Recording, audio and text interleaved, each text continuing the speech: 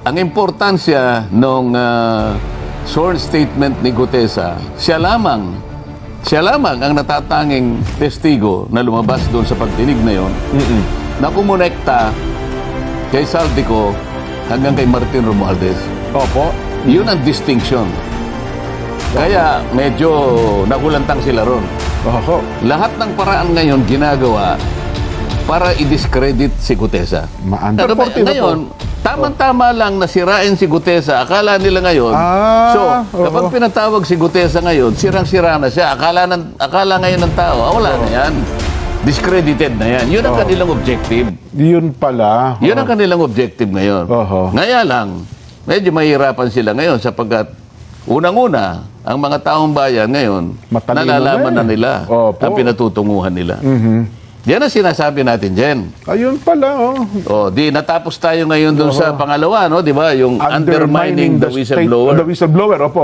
Pagkatapos gagawa sila ng pangatlo, gagamitin nila yung blue ribbon na parang shield. Parang pang takip din. Di ba? Medyo, ano yan, Sen, ha? Hindi ba marami ng pronouncements yung mga opisyalis ng Blue Ribbon na si Gutesa fraudulent ang ano nito, di ba? Ganyan.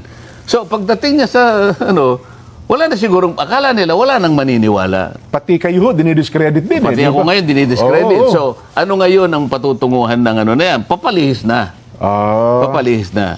Kasi, ang importansya ng sworn statement ni Gutesa, siya lamang ang natatanging testigo na lumabas doon sa pagdinig na yon na kumonekta kay Saldico hanggang kay Martin Romualdez.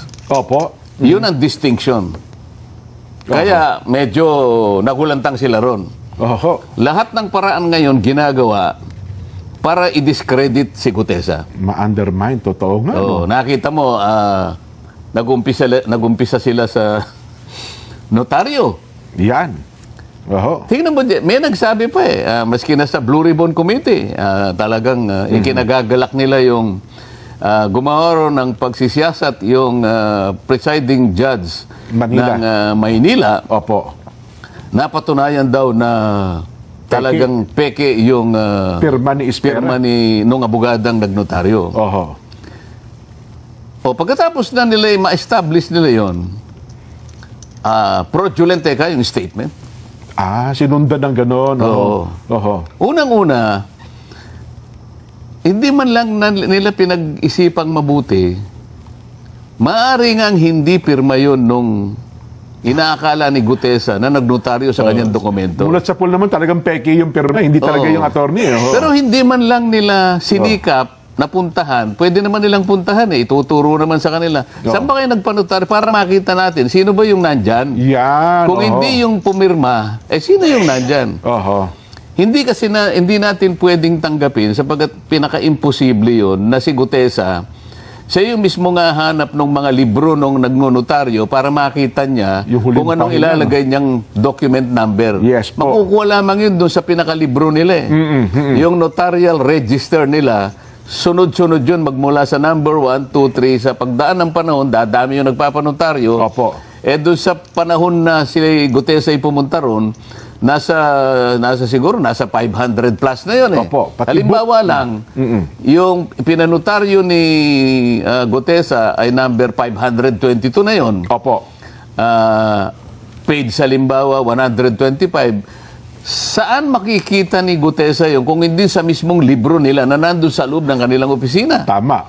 Pagkatapos, nakita ko naman rin ni Gutesa yun. Nakita ni Gutesa. Palagay mo, nagkaroon ng milagro, nakita ni Gutesa yun. Saan niya kukunin yung stamp pad? Para i-stamp niya doon sa pinakahuling bahagi para lumitaw lahat yung notarial details. At saka yung sa lugar ng nagnonotaryo Yung kasi dahil Maynila yon, merong isang maliit na stamp na kailangan itatak din. Tapos itatatak mo Manila. Nakuha uli ni Gutesa yung gano'n. Naitatak ni Gutesa. Pagkatapos, nakita pa ni Gutesa kung nasaan yung dry seal. Yung dry seal ng attorney. At siya mismo yung nag-dry seal ng gano'n. Yan, At saka niya ipinirma halimbawa. Kunwari si Gutesa na lang ang Ang gumawa ng lahat ng yun. Oh. Paano magagawa ni Gutesa na hanapin yung notarial register ng taong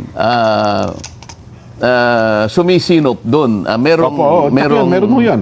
merong custody doon sa libro na yon. Paano pinahiram sa kanya kung pinahiram man yung, hindi ba? Opo. Kung hindi pinahiram, kinuha, sa pilitang kinuha ni Gutesa para sa ganun ay magkaroon ng tatak. Merong dry seal. Palihim niya lahat ginawa yun. Hindi ba? Oo. Parang ang hirap paniwalaan ah. Ngayon, Oo. kung halimbawa hindi nga pirma nung abogada, maaaring hindi niya nga pirma, pero Totoo. ang pinakatotoo rito, Oo. meron kang itinalagang tao dyan Aha. na kinasangkapan mo, kausap mo, palagian, sapagkat nandun na sila sa Book 8 eh.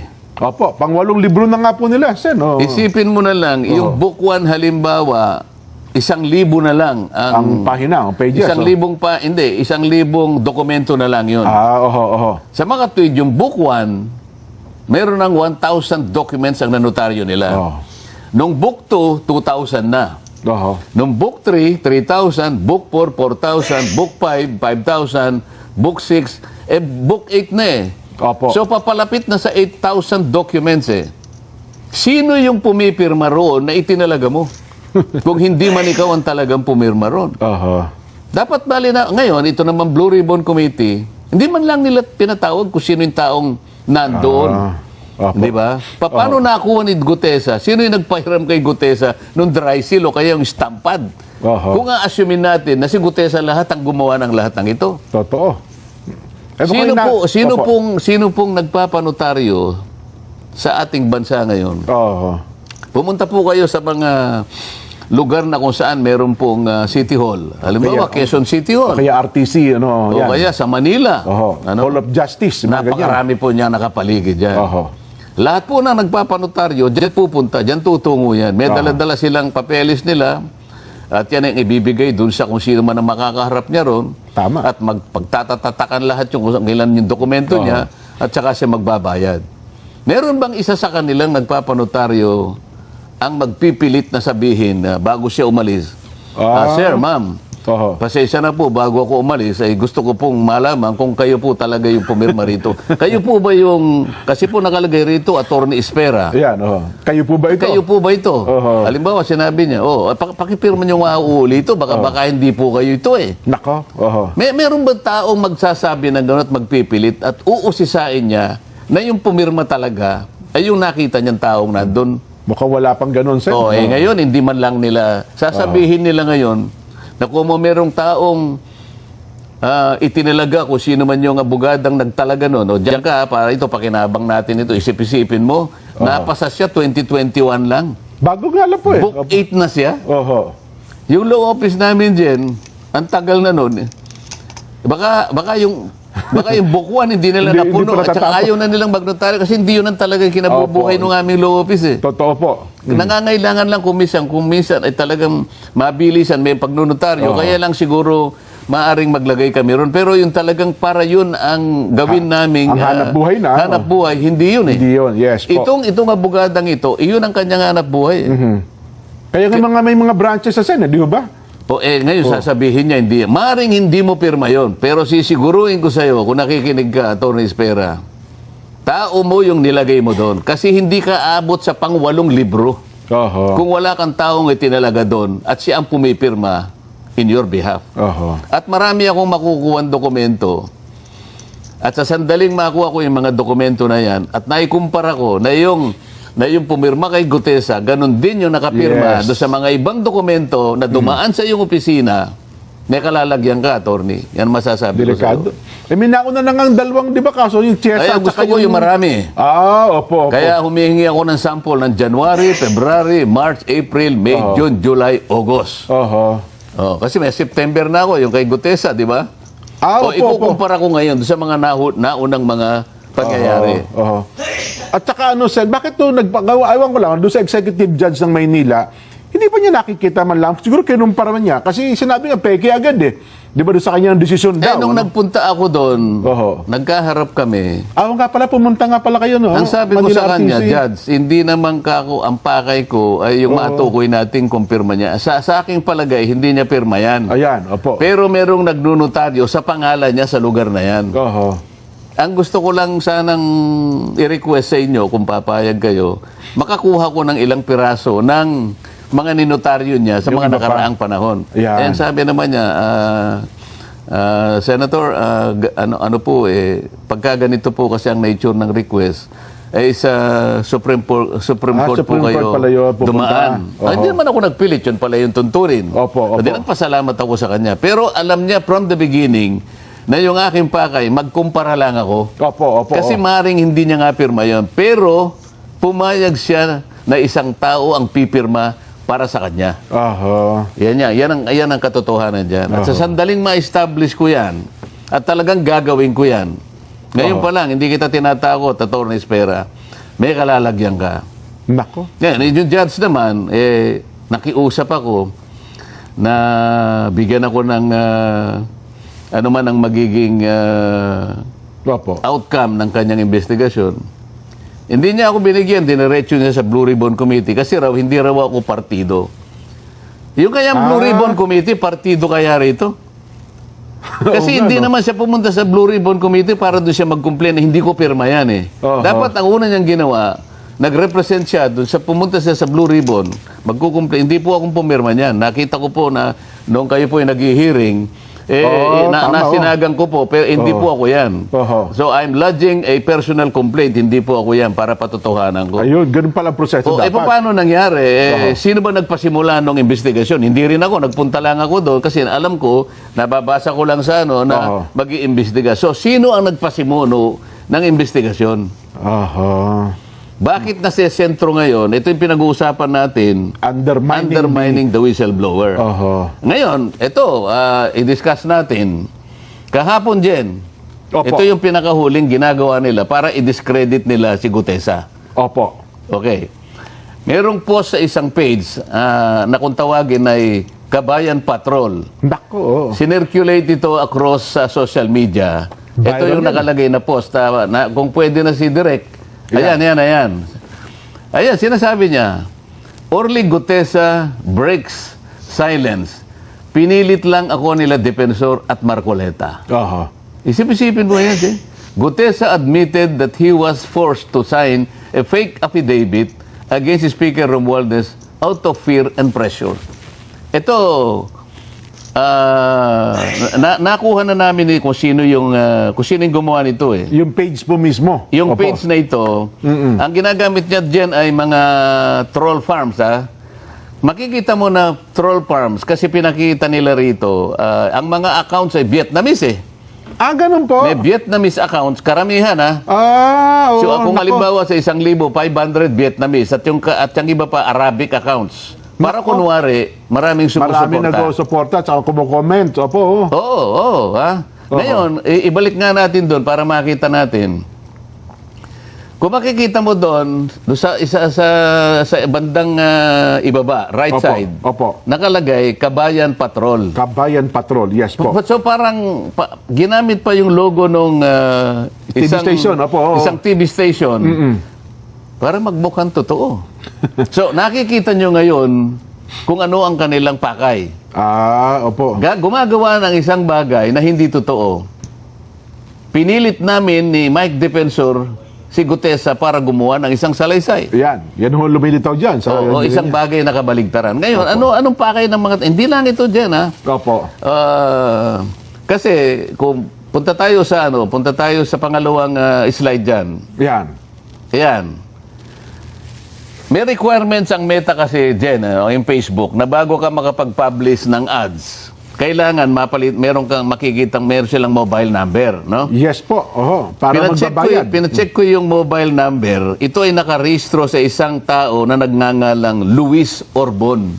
Ayan, Luis Orbon? Oo. Okay. So, isa sa pangalawang requirements ng Meta, kailangan meron kang email. So, makikita mo dyan ang email nila. Ayan, hello at cdgminds.com. Ang ano kasi, Yang ang ginagamit nila ay CDG. Ang advertiser is CDG Media Minds. Yes. Ayan, makikita mo, no? Aha.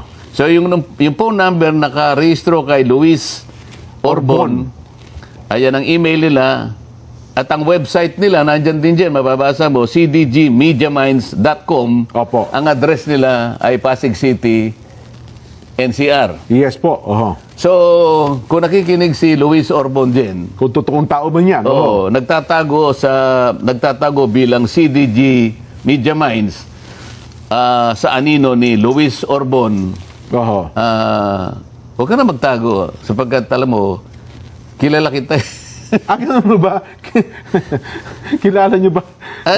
Masyado namang babaw ang pagtatago kasi nila eh. Halatang halata. Akala ba ganun nila? mo ba? Oo. Alam mo, Luis Orbon,